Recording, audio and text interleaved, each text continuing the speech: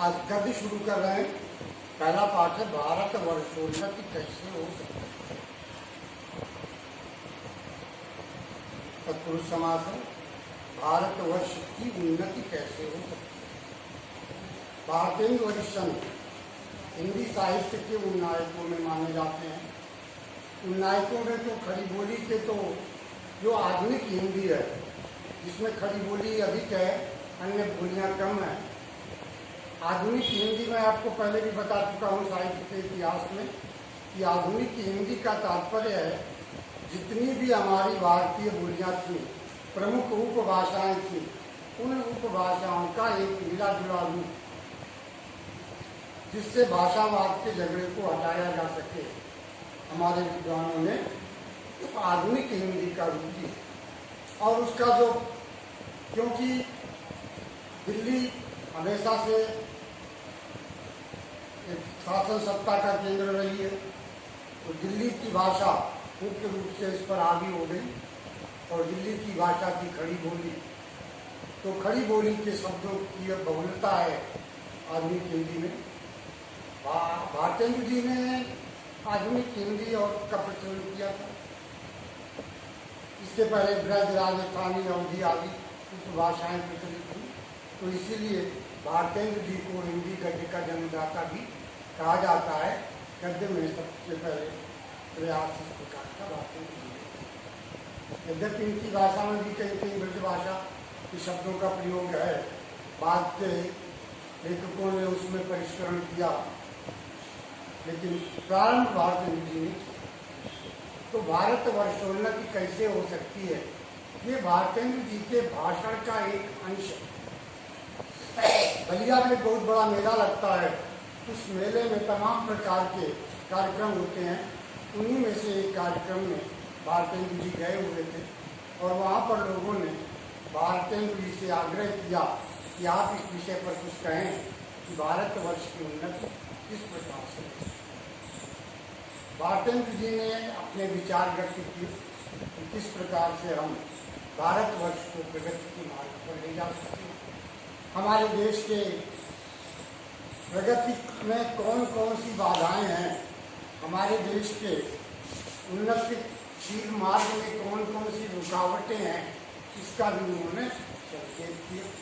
उन्होंने कहा कि आज बड़ी प्रसन्नता का दिन है कि इस बलिया में हम इतने मनुष्यों को एक साथ एक स्थान पर देखते और सभी लोग उत्साहित होते हैं, तो इसलिए निश्चित रूप से ये प्रसन्नता का दिन है।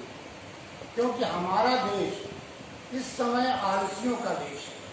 तत्कालीन समय की व्यवस्था है, जिस समय अंग्रेजों का शासन था, तो कहते हैं यहाँ जो हो जाए वही बहुत अच्छा। हमारे हिंदुस्तानी लोग तो रेल की गाड़ी है, यद्यपि फर्स्ट क्लास, सेकंड क्लास आदि गाड़ी बहुत अच्छी अच्छी और बड़े बड़े महसूल की इस ट्रेन में लगी हैं, पर बिना इंजन सब चल नहीं सकती। वैसे ही हिंदुस्तानी लोगों को कोई चलाने वाला हो तो ये क्या नहीं कर सकते।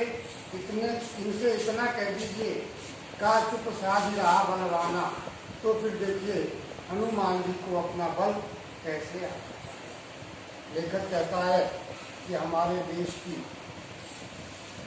एक परंपरा है कि लोगों के अंदर कार्य क्षमता तो है, लेकिन कहने की प्रतीक्षा करते हैं। यह एक भाव है कि हम से कोई कहे तो हम करें, हम बिना कहे क्यों करें। मतलब सीधा सा है कि हम अपने उत्तरदायित्व को नहीं समझते। हमारी आदत बन गई है कि हम किसी के आदेश का पालन करें। जब तक कोई आदेश नहीं देगा हम नहीं करेंगे, और यह आदत बड़ी पुरानी है।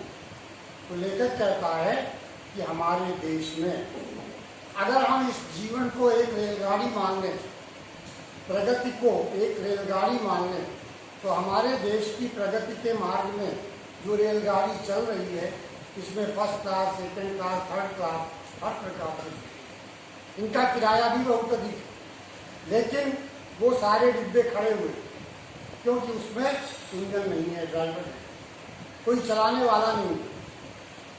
जब तक इनको कोई महात्मा गांधी ने कुछ नहीं किया, महात्मा गांधी ने केवल करवाया, लेकिन उनका नेतृत्व मिला तो देश की जनता ने क्या से क्या कर रहा। यही बात लेखक कहना चाहता है कि हमारे देश आलसी देश की क्या विशेषता कहें, दुर्भाग्य कहें, कमी कहें या दोष कहें, वो ये है कि जब तक उनको याद न दिलाया जाए तब तक उन्हें अपने बल का आभास नहीं होता। रामायण की, रामचरितमानस की ये घटना है कि हनुमान जी अपना बल भूल गए थे और जब उन्हें बल याद दिलाया गया, जामवंत ने कहा जामवंत का सुन हनुमाना, तो का चुप साधी रहा बलवाना, तुम चुपचाप क्यों बैठे हुए हो, तुम्हारे अंदर तो इतना सामर्थ्य है, इतनी शक्ति है कि तुम इस कार्य को कर सकते हो। फिर क्या था, हनुमान जी समुद्र ही नहीं पार कर गए, समुद्रीय मार्ग में, जल मार्ग में जो जो बाधाएं आई, चाहे मैनाक पर्वत हो, सुरसा हो, सिंधिका हो, सबको पार करते हुए, सबको नष्ट करते हुए लंका तक पहुंचे। तो यही बात लेकर कहता है कि हमारे देश में शक्ति की कमी नहीं है, हमारे देश में संसाधनों की कमी नहीं है, करने वालों के पास पौरुष भी है, ज्ञान भी है, विज्ञान भी है, लेकिन दिशा निर्देश देने वाले सब एक दूसरे का मुंह ताकते रहते हैं। ये भावना नहीं है कि हमारा देश है और हमारे देश को सुधारने के लिए, हमारे देश में कोई भी परिवर्तन लाने के लिए, हमारे देश के विकास के लिए हमें किसी के आदेश की आवश्यकता नहीं होनी चाहिए।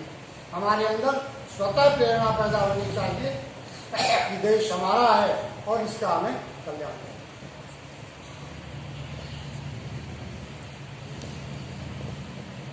तो लेखक कहता है कि अब समस्या इस बात की है कि बल याद दिलावे को ये कार्य हमारे देश के पुरोहित किया करते थे, हमारे देश के राजा महाराजा किया करते थे, हमारे देश के जो रईस थे, हाकिम थे, वो लोग करते थे क्योंकि जनता उनकी बात मानती थी।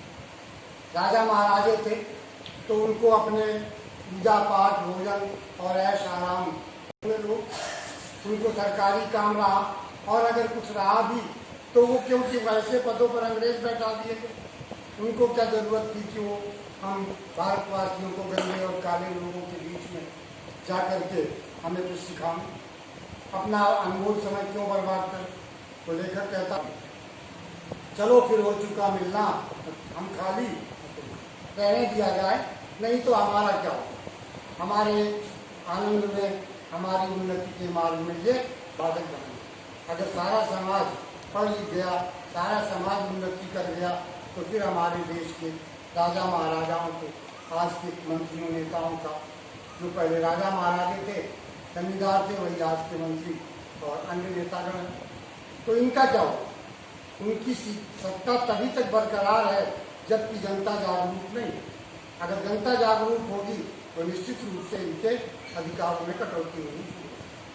तो यही बात लेकर कहना चाहता है कि इनको क्या, पहले भी जब प्रारंभ में हमारे देश में आए लोग आए थे तो ये काम राजाओं के, ब्राह्मणों के जिम्मे था। वही लोग समाज में उन्नति के लिए विद्या, नीति, ज्ञान आदि की बातें बताया करते थे। हिंदुस्तान प्रतिदिन प्रतिक्षण बढ़ेगा अगर ये लोग अपने दायित्व को समझें। अगर लोगों के अंदर अपने कर्तव्य पालन की भावना आ जाए तो कोई कारण नहीं है कि हमारा देश किसी से पीछे रहे। लेकिन दुर्भाग्य है, सबसे ज़्यादा निकम्मापन तो इन्हीं लोगों को ने ये रखा है, सबसे ज़्यादा आलसी है।